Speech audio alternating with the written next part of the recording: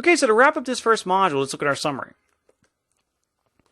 Remember that keeping the user interface responsive is our top priority and it's the platform's top priority. So we want to do whatever we can to make sure the user is not being blocked from doing the things they want to do.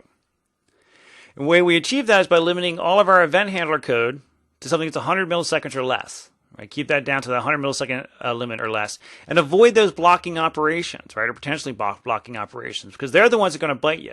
If you know an operation is always long running, it's easy to deal with.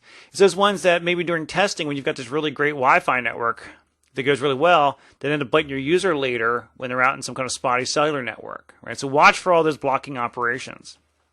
Right, that strict mode class helps us to do that by reporting to the logs for us when we're doing things that could potentially block.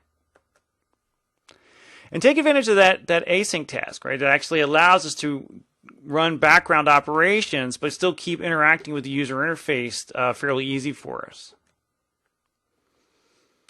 As we move forward into the newer platforms, avoid using that default thread pool for the async task, right? Because Android developers can't seem to make up their mind on how it's going to behave. So as you move forward, use that execute on executor so you have explicit control over the way that behaves.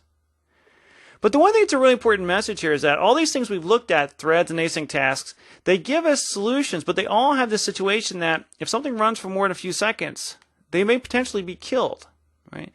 And that's what we're going to look at for the rest of this modules is how do we address that? Threads and async tasks are part of our arsenal for solving these problems, but when we look at services in these remaining modules, that's where we're going to really have the powerful solutions to this problem.